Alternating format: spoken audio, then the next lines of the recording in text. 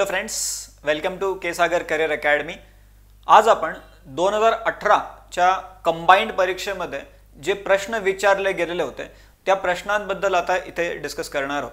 हे आपलं जे YouTube सेशन आहे, आपण आधीही असे सेशन घेतलेले होते ज्यामध्ये PYQs बद्दल आपण चर्चा केलेली होती। जिओग्राफीचे जे PYQs आहेत आणि तशीच चर्चा आपण या आपल्या आजच्या सेशनमध्ये करणार आहोत, ज्यामध्ये 2018 मध्ये विचारलेले जे प्रश्न आहेत ते नेमके कशा पद्धतीचे होते, त्याचे काय सोर्सेस होते आणि त्याला सोडवण्याची काय स्ट्रॅटेजी असली पाहिजे होती, याबद्दलची चर्चा आजच्या या आपल्या सेशनमध्ये करणार आहोत। तर आपण सुरू करू आणि सुरू करण्याच्या आधी आपली ही जी बॅच आहे त्याबद्दल एक थोडक्यात पहिले माहिती बघू। जे एक तुम्हाला आता या आधीही आपण बोललेलो याबद्दल की के सागर करियर अकॅडमीच्या ॲप वरती आपली ही बॅच आपण लॉन्च केलेली आहे। बॅचचं नाव आहे संपूर्ण भूगोल संयुक्त पूर्व परीक्षा गट ब व गट क। 2024 साठी ही जी आपली जी पूर्व परीक्षा आहे त्या परीक्षेशी रिलेटेड हा पूर्ण कोर्स आपण लॉन्च केलेला आहे। या पूर्ण कोर्स मध्ये ठळक वैशिष्ट्ये जर आपण बघितली तर जिओग्राफी या विषयासाठी जे गरजेचं आहे, काय गरजेचं आहे तर कोणताही टॉपिक जो आहे तो बेसिक पासून ते ॲडव्हान्स पर्यंत डिस्कशन मध्ये आला पाहिजे। असं नाही झालं पाहिजे की डायरेक्टली आपण काही हेवी फॅक्ट्स आहेत त्या लर्न करतोय। आपल्याला त्याचा बेसिक पार्ट नेहमी क्लिअर असला पाहिजे। जर आपण ट्रेंड जर बघितला तर आयोग नेहमी आता काय करते तर जे बेसिक्स आहेत त्याला धरून बऱ्यापैकी प्रश्न ते विचारते, मग ते कंबाइंड परीक्षा असो की राज्यसेवा, दोन्ही मध्ये आपल्याला ते दिसतंय। त्यामुळे आपल्याला त्या बेसिक्स वरती पण तेवढाच फोकस ठेवणं गरजेचं आहे आणि मग त्याला ॲप्लिकेशन आपल्याला पुढे त्याचं बनवता येईल। म्हणजे पूर्ण ही जी आपली बॅचची रचना आहे ती कशी आहे तर बेसिक टू ॲडव्हान्स अशा प्रकारची ही बॅचची रचना राहते। आणि दुसरा एक मुद्दा राहतो की सिलेबस आपला पूर्णपणे कव्हर झाला पाहिजे। कारण काय होतंय की सिलेबस जर कव्हर नाही झाला पूर्णपणे तर तिथे प्रॉब्लेम असा होणार की आपण जे काही सोडलेलं आहे त्यामधूनच प्रश्न आला ना तर मग ते खूप जास्त हर्ट करणार, राईट। सो जे लिहिलेलं आहे सिलेबसमध्ये तेवढं सगळं या कोर्समध्ये आपण कव्हर करतोय। Point by point, line by line त्याचा आपण पूर्ण कव्हरेज तिथे करतोय। आणि त्याच्यात ॲडिशन म्हणजे काय होती की डिजिटल बोर्डमुळे आजकाल बरंच सोपं झालेलं आहे। म्हणजे for teachers also, for student also सोपं झालेलं आहे की आपल्याला जी काही गोष्ट तिथे बघायची असेल यामध्ये सगळं, जर आपल्याला महाराष्ट्राचा नकाशा बघायचा आहे तर फोटो टाकून असं करता येऊ शकेल, किंवा भारताचा नकाशा बघायचा, जगाचा नकाशा, काहीतरी याच्यामध्ये नकाशेच दिलेले असतात, या बोर्डमध्येच नकाशा आहेत। त्यामुळे तिथून आपल्याला याचं बऱ्यापैकी यूज करून आपल्याला हा कोर्स जो आहे तो आपण लॉन्च केलेला आहे तसं, ठीक आहे। म्हणजे सगळे जे डायग्राम्स आहेत, वेगवेगळे मॅप्स आहेत, ते सगळं यामध्ये आपण इन्क्लूड केलेलं आहे। तसंच पुढे जर आपण बघितलं सिलेबस, त्यानंतर कॉन्सेप्ट, फॅक्च्युअल डेटा, MCQs कसे सोडवावे याबद्दलची पूर्ण एक जी गायडन्स आहे ते आपल्याला या बॅचमध्ये मिळते। 40 पेक्षा जास्त लेक्चर या बॅचमध्ये राहतात आणि ह्याचं जर टोटल आपण व्हॅलिडिटी बघितली तर 8 मंथचा हा कोर्स राहणार। 8 मंथ तुम्ही हे व्हिडिओज बघू शकता। एक व्हिडिओ 4 वेळेस तुम्हाला बघता येतोय। एक व्हिडिओ 4 वेळेस कुठं बघता येतोय तर हे जे के सागर करियर अकॅडमीचं ॲप आहे त्या ॲपवरती तुम्ही हा व्हिडिओ बघू शकता। तुम्ही हे ॲप डाउनलोड करून काही डेमो व्हिडिओज पण त्यावरती आलेले आहेत ते पण चेक करू शकता। बॅच रेकॉर्डेड असल्यामुळे तिथं काय होतंय की जे जागा आणि वेळ दोघांची काही कन्स्ट्रेंट राहत नाही, म्हणजे कुठेही तुम्ही बघू शकता, कधीही बघू शकता, अशा प्रकारचे ते रेकॉर्डेड लेक्चर्स आहेत। पूर्ण कोर्स आपला पूर्ण होतं आणि त्यासोबतच इन बिटवीन काही डाऊट आले तुम्हाला तर त्या रिलेटेड डाऊट सॉल्विंग सेशन्स पण आपण तिथे कंडक्ट करतोय, ठीक आहे। तर ही झाली आपल्या बॅच बद्दलची माहिती। खाली इथे कॉन्टॅक्ट नंबर दिलेला आहे, त्या नंबरवरती तुम्ही कॉल करून अजून तुम्हाला जी माहिती पाहिजे असेल ती घेऊ शकता। आणि हे जे ॲप आहे के सागर करियर अकॅडमी, प्ले स्टोअरवरती तुम्ही ते ॲप डाउनलोड करून तिथून सगळी माहिती डायरेक्टली तिथूनही घेऊ शकता, ठीक आहे। आता आपण येऊ आपल्या 2018च्या पेपरकडे। वेगवेगळे प्रश्न इथे मी डायरेक्टली ॲड केलेले आहेत आणि प्रत्येक प्रश्नाचं इथे डिस्कशन आपण करू, काय सोल्युशन त्याचं राहतंय आणि त्यासोबतच ह्याला कुठून आपण हा प्रश्न कोणत्या सोर्समधून आला होता ते बघू शकतो, ओके। तर सगळ्यात पहिला प्रश्न बघू। 18च्या पेपरमधले हे सगळे प्रश्न आहेत आणि तिथे जर आपण पहिला प्रश्न बघितला तर थोडा फॅक्च्युअल प्रश्न आहे। काय म्हणतायत, महाराष्ट्र राज्याचे भौगोलिक क्षेत्रफळ डॅश चौरस किलोमीटर असून भारताच्या डॅश टक्के क्षेत्र महाराष्ट्राने व्यापलेलं आहे। तर भारताच्या किती टक्के क्षेत्र महाराष्ट्राने व्यापलेलं आहे आणि त्यामध्ये जर ऑप्शन आपण बघितले तर 9.36, 8.36, 9.36 आणि 7.26. आणि जर क्षेत्रफळ आपण बघितलं तर 3,07,713 चौरस किलोमीटर, 3,06,713 चौरस किलोमीटर, 3,05,612 किलोमीटर चौरस किलोमीटर आणि 3,05,710 चौरस किलोमीटर, असे 4 ऑप्शन तिथे आपल्याला दिसतात. आता जर ऑप्शन बघितलं तर बरेच क्लोज ऑप्शन आहे, त्यामुळे सरळ सरळ असं नाही की हा प्रश्न तुम्हाला काही एक अंदाज लावला आणि टिक केला आणि बरोबर आला. बरोबर येऊ शकतो, चुकूही शकतो. त्यामुळे असा प्रश्न जर आला तर तुम्हाला 100% खात्री असली पाहिजे की नेमकं काय आन्सर. जर तुम्हाला दोन्हीपैकी एक माहिती आहे की भारताचे किती तर 9.36% तेवढं ते क्षेत्रफळ आहे, तर तुम्ही हे ऑप्शन असे एलिमिनेट करून टाकाल इथून की जिथे 9.36 नाही आहे. पण तरीही 2 ऑप्शन उरतात. मग नेमकं हे 3,05,000 येत आहे का 3,07,000 येत आहे हे कन्फर्म आपल्याला माहिती असणं तिथे गरजेचं राहतं. आणि मग त्यामुळे इथे उत्तर तर हे आहे 3,07,713 एवढं टोटल ते क्षेत्रफळ आहे चौरस किलोमीटर आणि भारताच्या 9.36% एवढा ते पूर्ण क्षेत्रफळ तिथे आपल्याला दिसते. याचं जर आपण सोर्स जर बघितला तर महाराष्ट्राचा भूगोल हे जे पुस्तक आहे के सागर पब्लिकेशनच्या अंडर प्राध्यापक के खतीब सरांचं, त्या पुस्तकामध्ये पान नंबर 14 वरती सुरुवातीलाच हे आलेलं आहे की महाराष्ट्राचं एकूण क्षेत्रफळ किती आहे तर 3,07,713 चौरस किलोमीटर. त्यामुळे तो पहिला भाग तिथे क्लिअर होतो.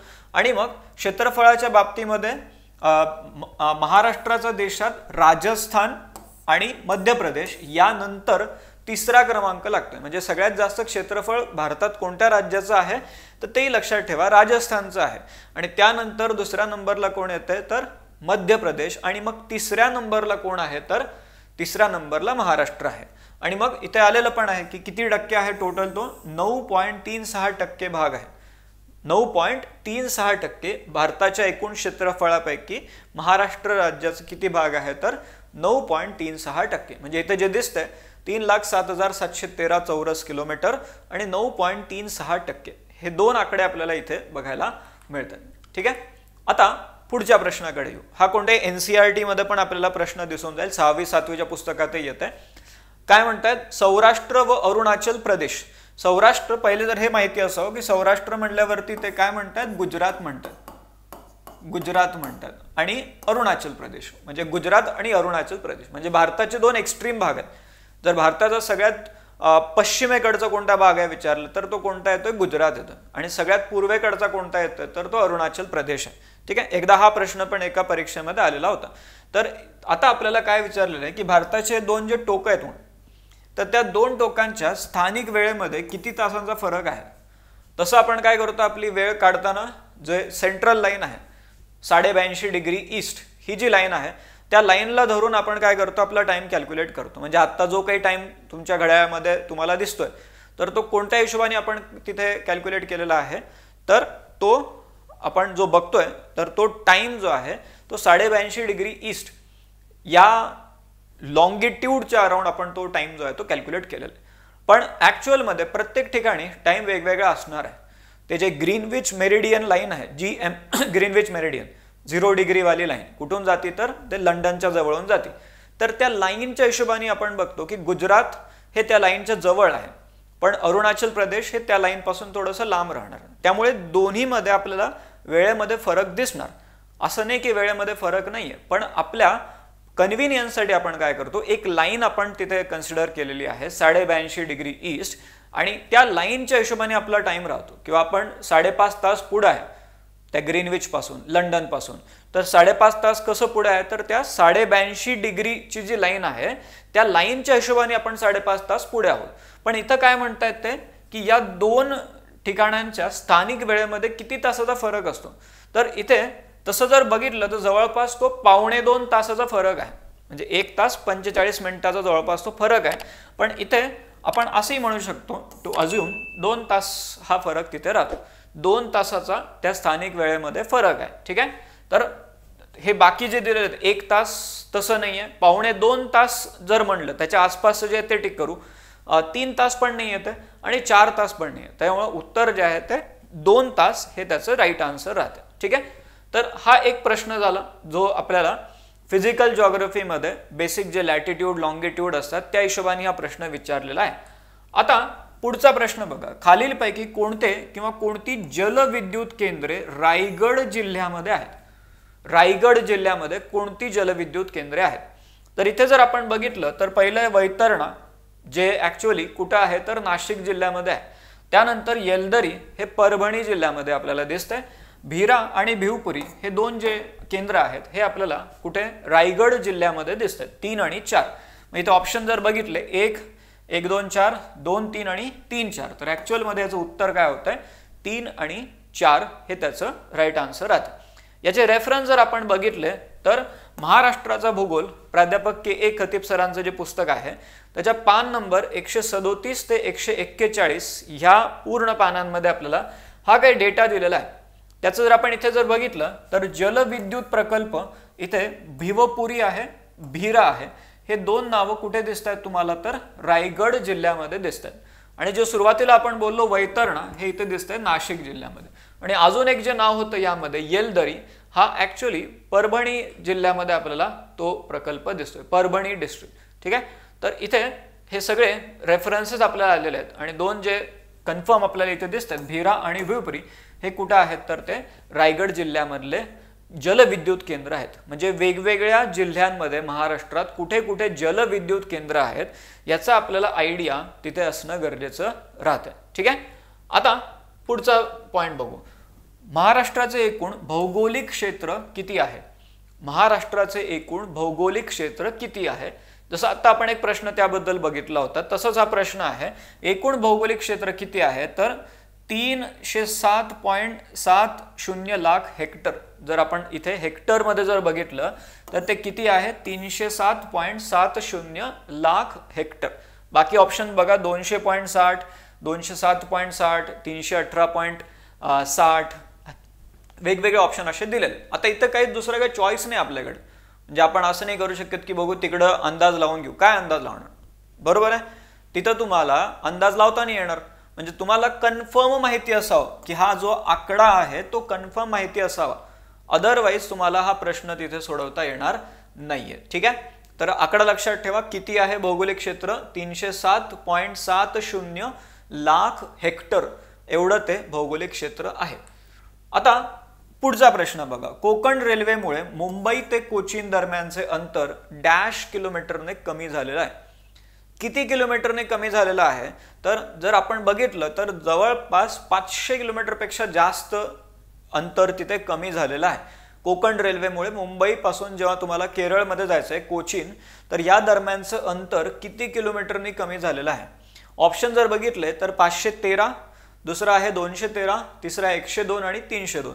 तर आपण जर असा अंदाज जरी लावून ठेवला की 500 किलोमीटरपेक्षा जास्त अंतर तिथे कमी झालेलं आहे, 500 किलोमीटरपेक्षा जास्त, मग 500 किलोमीटरपेक्षा जास्त असेल तर इथे 213 दिसतंय हे रॉंग आहे, 102 दिसतंय हे रॉंग आहे, 302 दिसतंय हे रॉंग आहे. म्हणजे किती आहे ते तर 513 किलोमीटर हे एवढं अंतर कमी झालेलं आहे कोकण रेल्वेमुळे. जसं इथे दिलेलं आहे की जुलै 1990 मध्ये भारतीय कंपनी कायदा फॅक्टरी ऍक्ट जो आहे 56चा, या अंडर काय झालेलं आहे तर कोकण रेल्वे महामंडळाची स्थापना झाली. कधी झाली तर 1990 मध्ये झाली. जुलै 1990 मध्ये कोकण रेल्वे महामंडळाची स्थापना तिथे करण्यात आली, कोकण रेल्वे महामंडळ.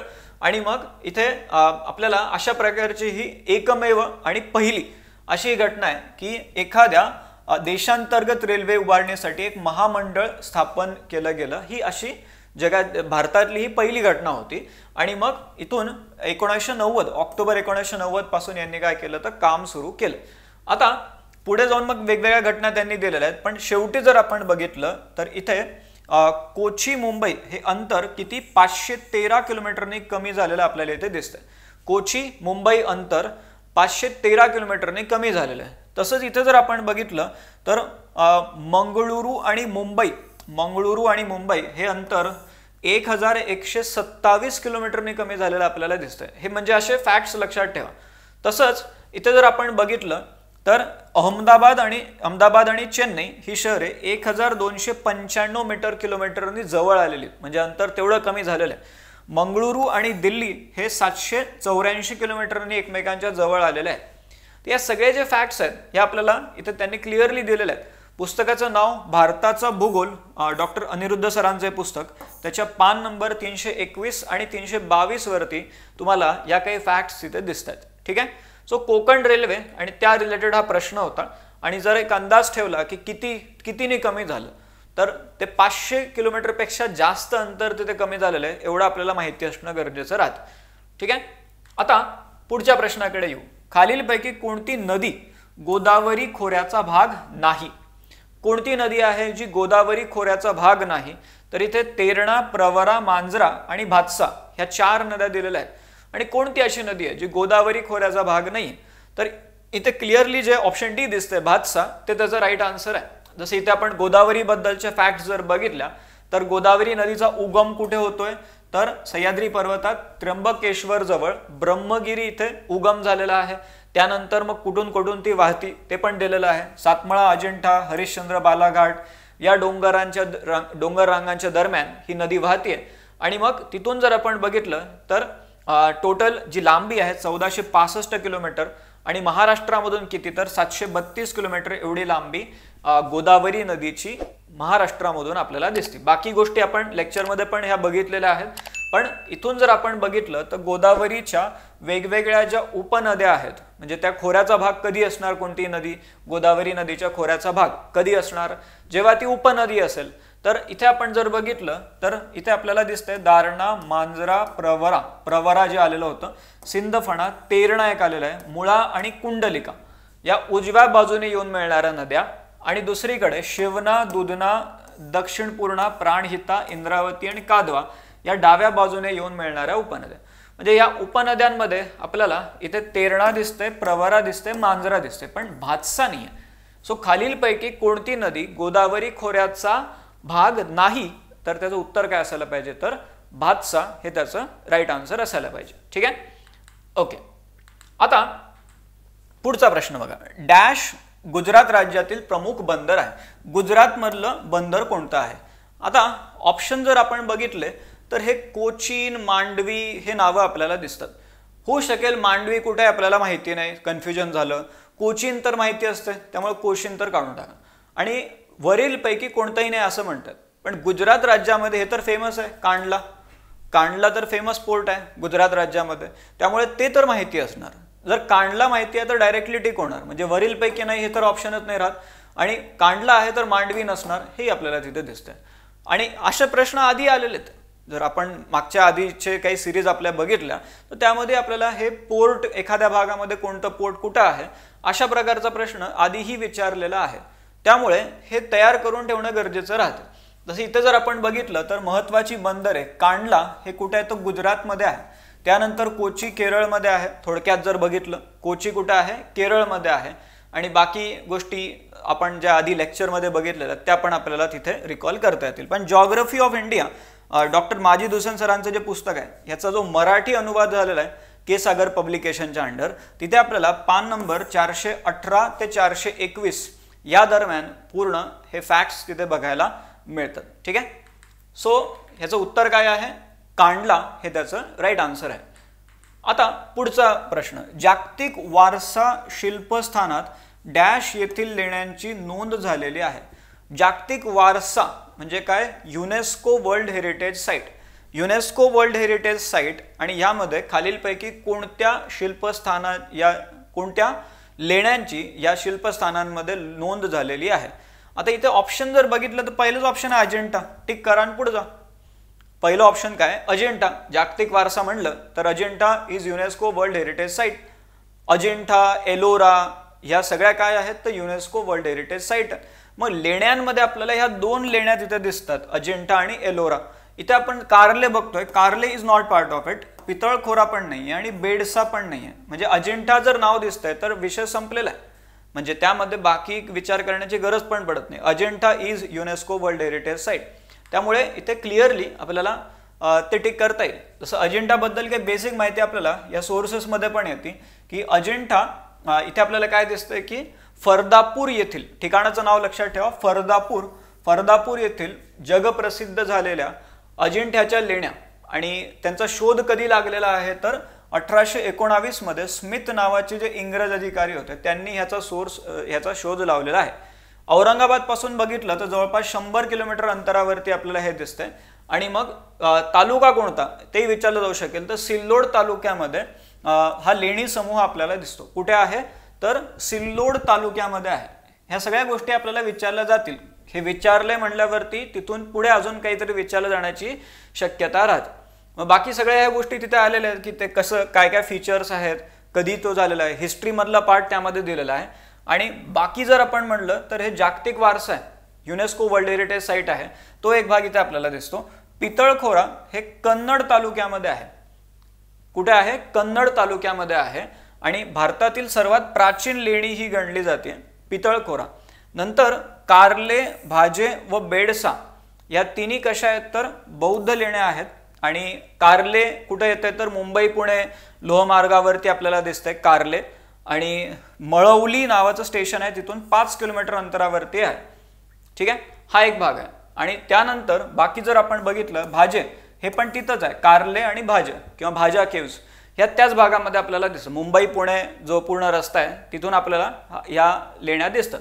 आणि तिसरं बेडसा या लेण्या कार्ले डोंगराच्या दक्षिणेला 10 मैल अंतरावरती आहेत. म्हणजे सगळ्या आसपासच्या लेण्या आहेत. सगळ्या या तीनही एकमेकांच्या आसपासच्या लेण्या आहेत. म्हणजे कार्ले, पितळखोरा नाही पण कार्ले आणि बेडसा आणि भाजा ह्या जवळपास असणाऱ्या लेण्या आहेत. आणि ते प्रश्न जो आहे तो अजिंठाबद्दल होता. डायरेक्टली जागतिक वारसा शिल्पस्थान युनेस्को वर्ल्ड हेरिटेज साईट कुठलं तर ते अजिंठा हे आपल्याला माहिती पाहिजे. त्यासोबतच मग भारतातले अजून कोणते कोणते वर्ल्ड हेरिटेज साईट आहेत त्यातल्या महाराष्ट्रामध्ये आपण म्हणलं तर मुंबईचं जे CST आहे त्याला आपण म्हणतो की this is UNESCO world heritage site Mumbai CST. त्यानंतर अजून जर म्हणलं तर काय आपले जे पश्चिम घाट आहेत त्या पूर्ण पश्चिम घाटांना पूर्ण पश्चिम घाट फक्त महाराष्ट्रातले नाही पण पूर्ण पश्चिम घाट त्यांना युनेस्कोनी वर्ल्ड हेरिटेज साईटचा तिथे दर्जा दिलेला आहे. असेच भारतामध्ये अजून कोणते कोणते आहेत ते पुन्हा एकदा व्यवस्थित त्याचं रिव्हिजन करून घ्या. कारण प्रश्न असं जर आलेला आहे तर कसे बाकीचे प्रश्न येऊ शकतात. ठीक आहे, ओके. आता पुढचा प्रश्न बघा. खालीलपैकी कोणत्या राज्यात तलाव सिंचन जास्त आहे? तलाव सिंचन, शेती आणि त्या रिलेटेड इरिगेशन हा जो टॉपिक आहे तिथून आपल्याला बरेचसे प्रश्न दिसतात. त्यामुळे हा प्रश्न आपल्याला माहिती असला पाहिजे की हे वेगवेगळे सिंचन कोणत्या राज्यामध्ये कशा प्रमाणात आहे. तर खालीलपैकी कोणत्या राज्यात तलाव सिंचन जास्त आहे? ऑप्शन मध्ये बघा आंध्र प्रदेश, महाराष्ट्र, मध्य प्रदेश आणि गुजरात. ठीक आहे, ते 4 राज्यांचे तिथे नावं त्यांनी दिलेले आहेत. आणि आपल्याला सांगायचं की तलाव सिंचन कुठं जास्त आहे.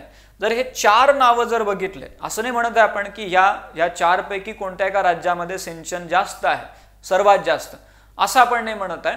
पण इथे जर आपण बघितलं तर कुठे तलाव सिंचन जास्त आहे हे जे विचारत आहेत ते 4 पैकी कुठे जास्त आहे ते विचारत आहेत. आणि या 4 पैकी जर म्हणलं तर आंध्र प्रदेशमध्ये सगळ्यात जास्त आपल्याला तलाव सिंचन बघायला मिळते. इथे जर आपण बघितलं हा सोर्स पण इथे आलेला आहे, geography of India, doctor Majid Hussain सरांचं जे पुस्तक आहे त्याचा जो मराठी अनुवाद आहे के सागर पब्लिकेशनच्या अंडर, तिथे आपल्याला 272 ते 275 या पानांवरती ही सगळी माहिती दिलेली आहे. आणि तिथे जर आपण बघितलं इथे खाली आलेलं आहे भारताच्या एकूण सिंचन होणाऱ्या जमिनीपैकी 29% थोडी जास्त जमीन कालव्याने सिंचित केली जाते, कालव्याने. आणि पुढे उत्तर प्रदेशात 3,90,000 हेक्टर जमीन कालव्याखाली आहे. आणि राज्य कालवे सिंचनात पहिल्या क्रमांकावरती हे उत्तर प्रदेश आपल्याला दिसते. त्यानंतर येते आंध्र प्रदेश आणि मग हरियाणा, हे 3 त्यांनी नावं दिलेले आहेत. तसंच राजस्थान व बिहारचा कालवे सिंचनामध्ये अनुक्रमे 4था व 5वा क्रमांक लागतो.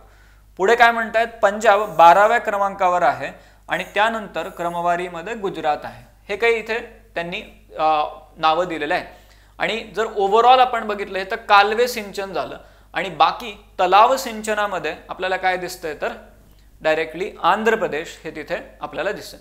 मेनली कालवे सिंचन, त्यानंतर विहिरी व कुपनिका, त्यानंतर तलाव आणि मग इतर, असा पूर्ण तो सोर्स आपल्याला इथे त्यांनी दाखवलेला आहे. ही सगळी माहिती आपल्याला कुठे मिळते आहे तर geography of India, doctor Majid Hussain सरांचं जे पुस्तक आहे, महत्त्वाचं पुस्तक राहते, त्या पुस्तकामध्ये ही सगळी माहिती आलेली आहे.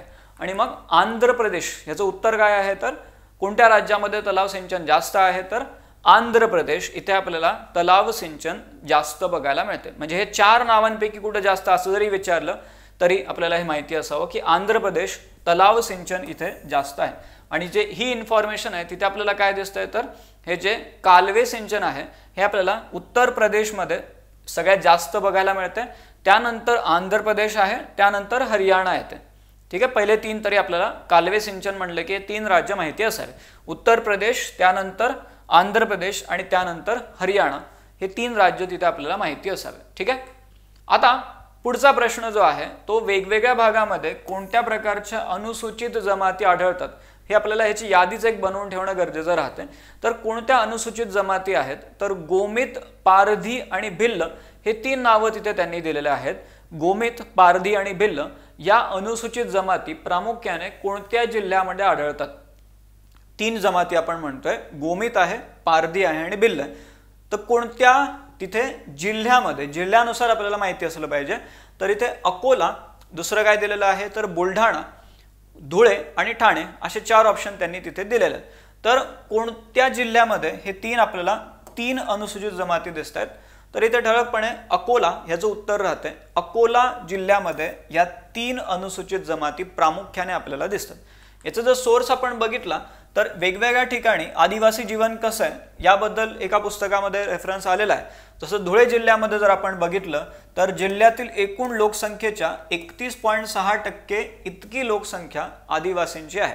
आणि मग कोणते कोणते तिथे अनुसूचित जमाती दिसतात तर इथे आपल्याला दिसतंय की गावित, भिल्ल, कोकणा, त्यानंतर पावरा, मावची आणि कातकरी ह्या आदिवासी जमाती आपल्याला प्रामुख्याने धुळ्यामध्ये दिसतात। कुठे काय काय नाव आहेत बघा, गावित, भिल्ल, कोकणा, पावरा, मावची आणि कातकरी या आदिवासी जमाती बहुसंख्येने इथे आढळतात।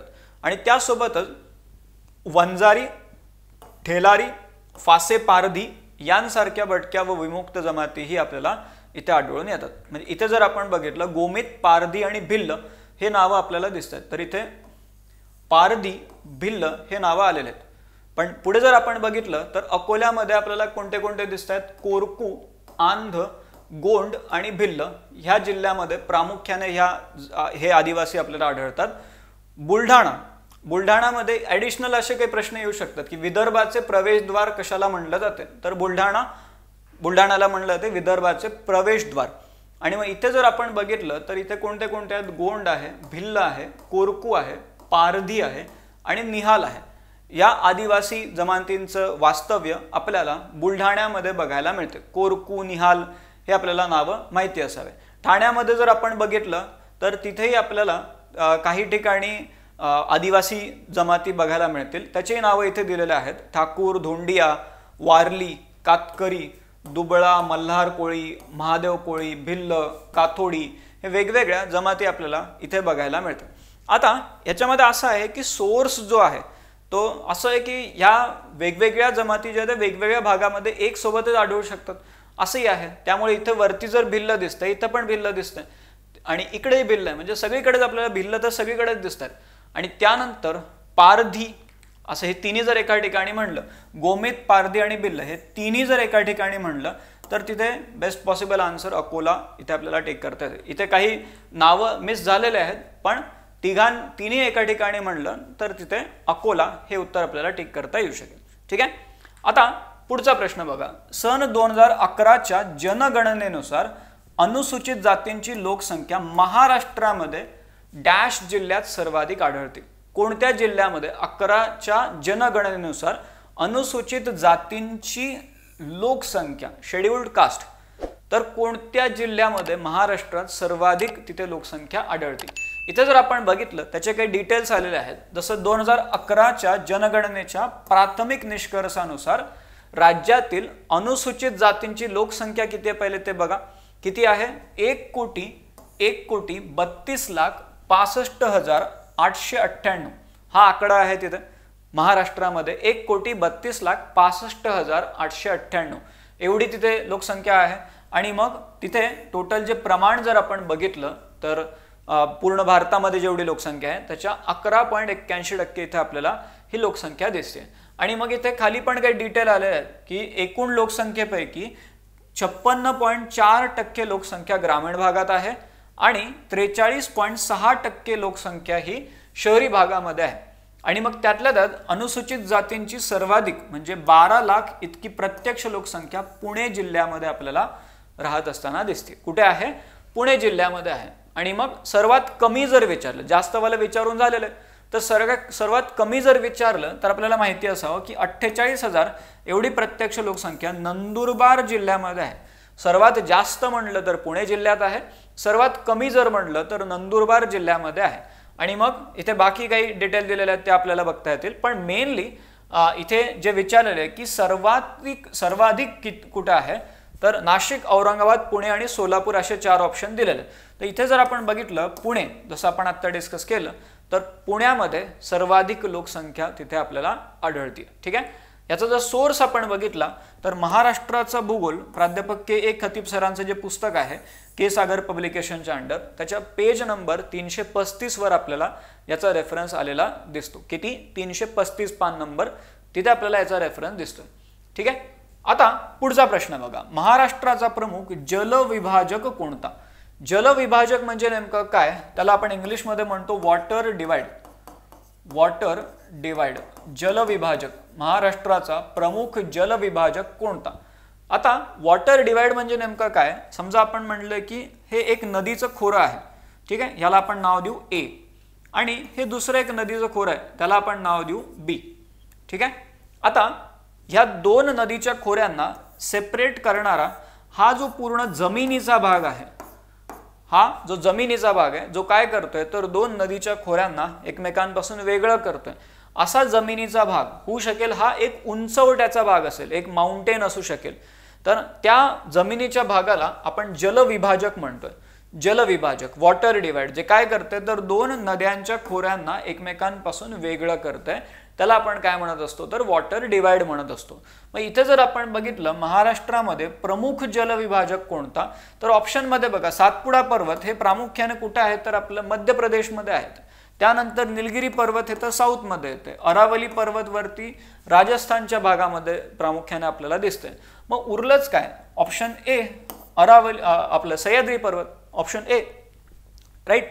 म्हणजे आपला महाराष्ट्राचा प्रमुख जलविभाजक कोणता तर सह्याद्री पर्वत, हे ठळकपणे तिथं उत्तर आपल्याला दिसतंय। ठीक आहे, आता स्पष्टीकरण इथे आपल्याला तसं दिसतच आहे की पश्चिम घाट, सह्याद्री, महाराष्ट्रात पश्चिम भागात समुद्र किनाऱ्यापासून 45 ते 80 किलोमीटर अंतरावरती, समुद्र किनाऱ्यापासून किती अंतर आहे बघा, 45 ते 80 किलोमीटर अंतरावरती किनारपट्टीला समांतर म्हणजे एकदम पॅरल जो आपला किनारा आहे, पश्चिम किनारा, समुद्र किनारा, अरबी समुद्र किनारा, तर तिथून आपण जर बघितलं तर एकदम पॅरल जाणार आहे, किती?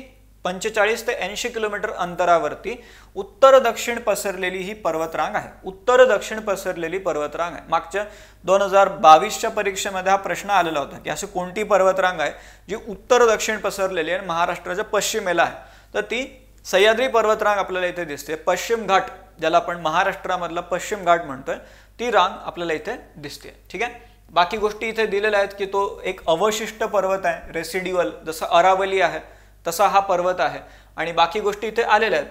पण इथे जर आपण इथे बघितलं तर सह्याद्री हा महाराष्ट्रातील एक प्रमुख जलविभाजक, ज्याला आपण वॉटर डिवाइड म्हणतो, तर हा आपल्याकडचा प्रमुख एक जलविभाजक आहे। म्हणजे सह्याद्री पर्वताच्या एका बाजूला काही नद्या आहेत आणि दुसऱ्या बाजूला काही नद्या आहेत, आणि मध्ये मग तो सह्याद्री पर्वत तिथे काय करते तर तिथे दोन नद्यांना किंवा दोन नद्यांच्या खोऱ्यांना सेपरेट करतं। ठीक आहे, इथे पूर्ण ही माहिती आलेली आहे वेगवेगळ्या पर्वतरांगांची। आणि याचा सोर्स जर आपण बघितला, महाराष्ट्राचा भूगोल प्राध्यापक के खतीब सरांचं हे जे पुस्तक आहे, याचा पेज नंबर 39 व 40 इथे आपल्याला याचा रेफरन्स बघायला मिळतो। हा एक पहिला संदर्भ।